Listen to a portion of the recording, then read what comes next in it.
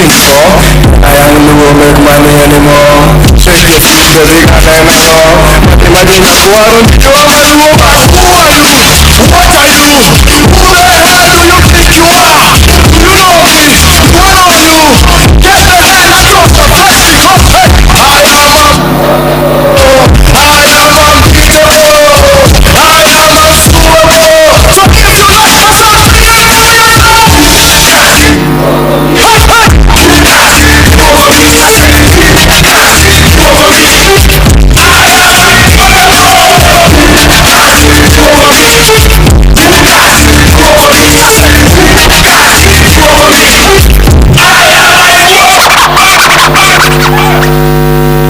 Hello. Ladies and gentlemen, you may be seated. The Vice Chancellor of the Catholic University, Reverend Professor Stephen Mbugwangari, members of the faculty, my colleague brother Tim Anyonyi, distinguished guests, ladies and gentlemen, students, Congress power, Congress power.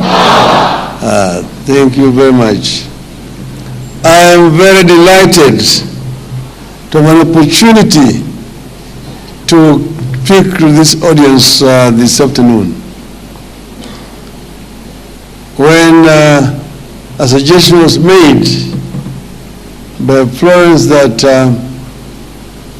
I should come and talk here, I had some mixed feelings.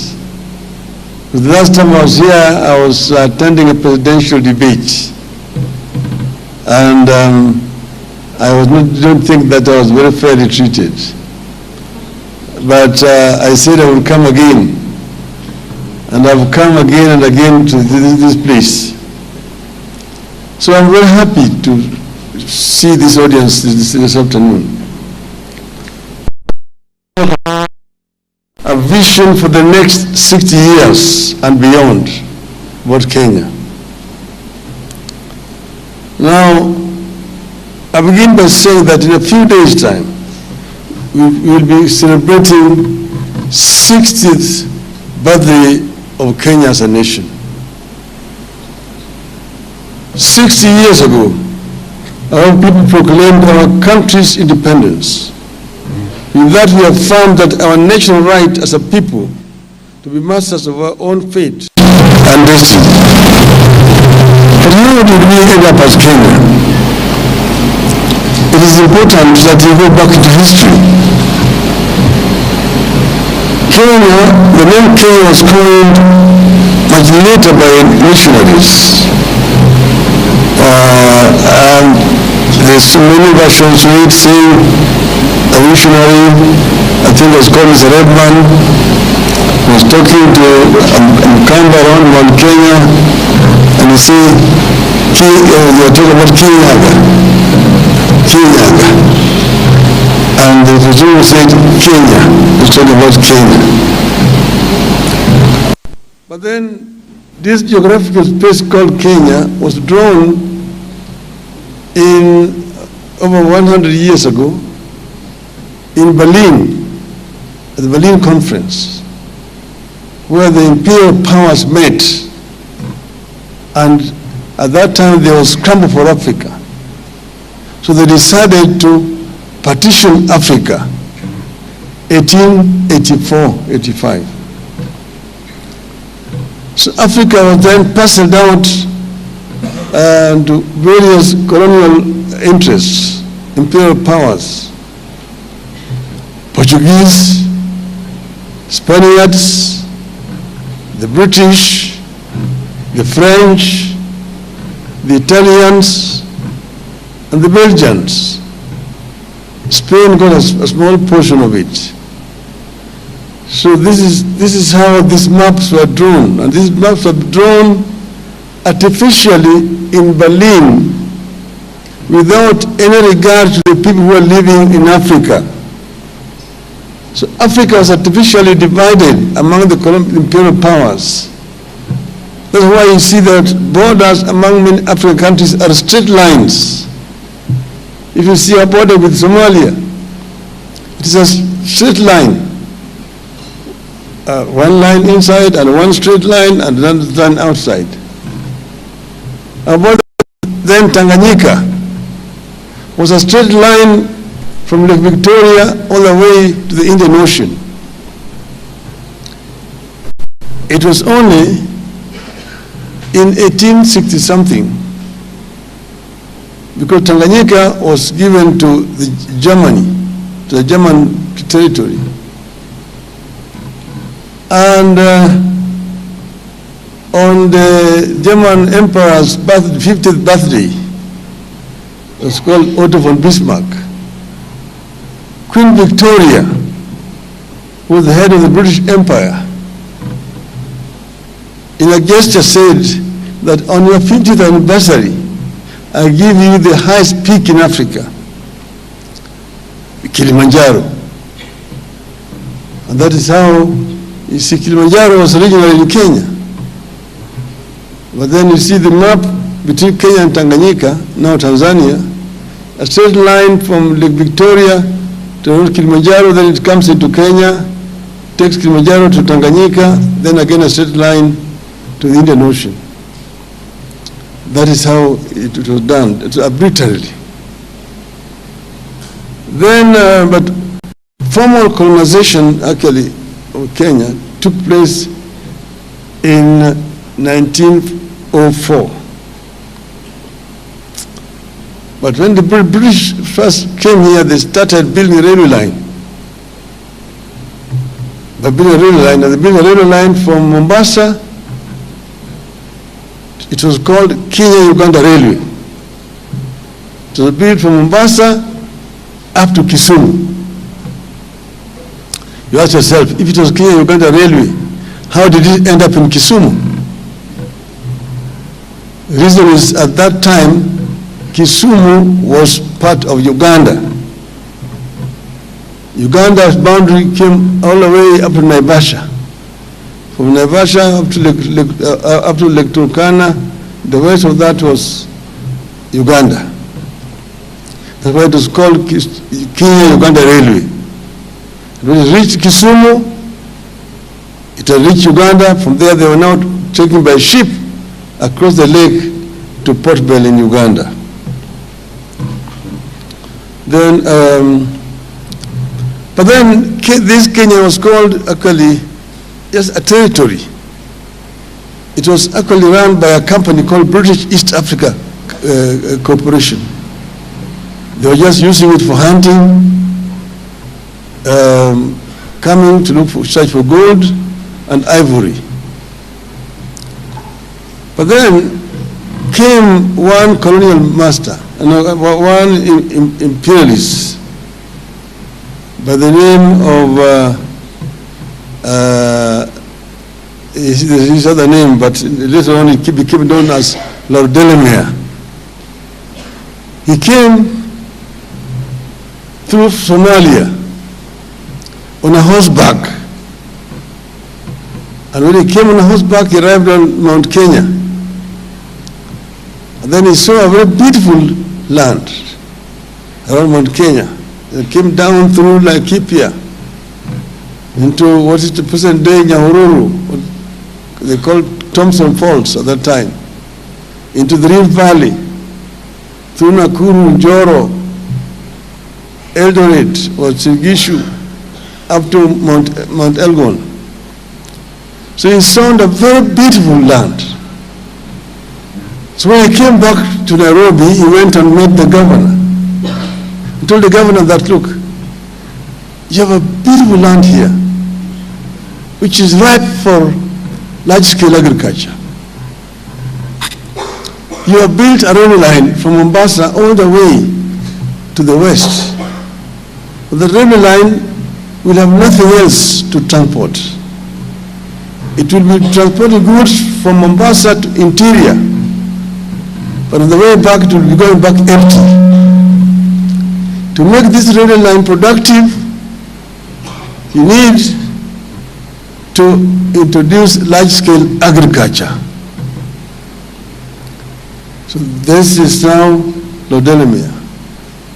And I'm ready to go back home and campaign and bring white settlers to come and settle here and do large-scale agriculture on condition that you agree that each person I bring here will get 10,000 acres free plus black laborers. The government agreed. And after that, now they signed an agreement with Lodelemia. Lodelemia was going to bring settlers here. Each settler who came will get 10,000 acres free, plus black laborers. But then Lodelemia then went back to England. He addressed town hall meetings in London, in Birmingham, in Manchester, in Liverpool, telling them that down there you have found land which is flowing with milk and honey, the biblical Canaan. And whoever agrees to come there will get 10,000 acres free, plus free black laborers. At that time, the story about Africa was very, very disturbing and worrying in England. Nobody wanted to come here. Most people did not want to come. So we got very little response. In frustration, he came back to Kenya. When he came back, someone suggested to him to try down south. So he went down south. He went by ship from Mombasa to Durban. And in Durban, he addressed town hall meeting. Durban, Port Elizabeth, East London, Cape Town, Kimberley, Joburg. There he found a white man who had lived in Africa for generations and who did not fear Africa. They agreed easily to come. The prospect of coming and having their own land, because a number of them were laborers on their own fellow white farms, was very appealing. So they came, and that's how most of white settlers who were here during that period came, a majority Boers from South Africa and Rhodesia. So thus they came here, they got land and got laborers. And so that's how Kenya was then occupied. So we ended up with what was called white highlands in this country. And people were moved, population were moved to create space for these people to settle. From Laikipia, from the slopes of Mount Kenya, the Maasai communities who were living there, the whole of that Laikipia plain, were moved. Around Naivasha, there was a corridor, 10-mile corridor, opened for Maasais to pass with their chaise nombres to go down to Narok and Kajiado, as they call it. Some Maasais were moved from Eldoret area. That area is called Uasin Gishu County today. But the Uasin Gishu Maasai are now in Trans Nzoia, that's where they live. They were moved from there to create space for Wazungus to settle in those areas. In Kericho and Bomet there, the large chunk of land was taken away from the Kipsigis and turned into tea estates. The same thing happened in Nandi. The same thing happened in Central Province area here and around Mount Kenya area. People were moved away from their lands and to create space for large-scale farming. So that's how Kenya was now settled by the white men. And then the white men, of course, they set up administrative structures in the country and ran this country for 60 years. So Kenya is now 60 years independent. It was also 60 years under proper colonial rule. So today now you are almost at 50-50 now. To look at what happened, what did the colonialists do in that 60 years, and what have we done ourselves the 60 years. Over the years, the joy of attained independence after a long struggle, because Kenyans were being oppressed seriously. The land had been taken away. Africans were classified as not even second class, third class people. You had apartheid in this country. There was a white man, there was the Indian, there was the Arab, and then there was the African, number 4, that time. And people rose up in resistance to this colonial rule.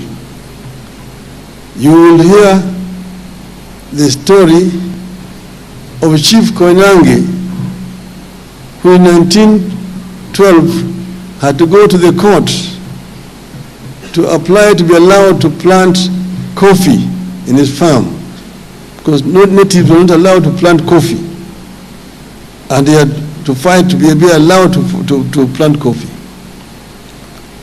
People were not allowed to settle in certain parts of their country. But there was resistance in 1922. A man called Hari Dhuku led a demonstration in the center of Nairobi, near where the Central Police Station is today. And the colonial police opened up fire, and many people were killed. Some were arrested and detained. Hari Dhuku was taken to Kismayu, which is then part of Kenya, and he detained there for several years. Then came later on the struggle for land, the Mau struggle. But there was also struggle in other parts of the country, Western Kenya. But before that, the Nandi resistance that you heard about, led by Samuel Koitalel. The Kamba resistance here, led by Mwindu Mbingu. The resistance by the people of Western Kenya, Ojijo Teko, Agula Awala, Elijah Masinde, Wanameme, just to mention but a few. You remember, of course, Mekatili Wamenza from the coast. So there were several people of this country who resisted colonialism. Eventually, Mau freedom movement came up in 1952, and a state of emergency was declared in this country. Many people were arrested, were detained, and very many people were killed during that struggle. It's a very bloody struggle. You must remember that before that, a man called Wayaki Wahinga was arrested from his home, taken all the way to the Savo, made to dig his own grave, and was buried alive in his own grave. So the struggle was very bloody. But in the end, independence came. And independence was a combination, the struggle was a combination of the freedom fighters who were fighting and those who mobilized the masses to protest, to urge for independence in this country. And of course you remember the Kapenguria 6, Jomo Kenyatta,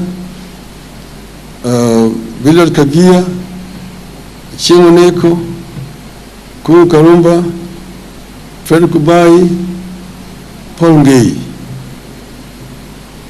Then came the first elected African members of LEGICO. You remember Jaramogi Oginga Odinga, Masinde Muliro, Tom Mboya, Lawrence Oguda, Daniel Arap Moi, Ronald Ngala, Zau Mwimi. Those were the people who were elected members. Eventually others joined and independence came on the 12th of December. Now when Kenya became independent, of course people were very, very expectant. Kenyans were some of the most optimistic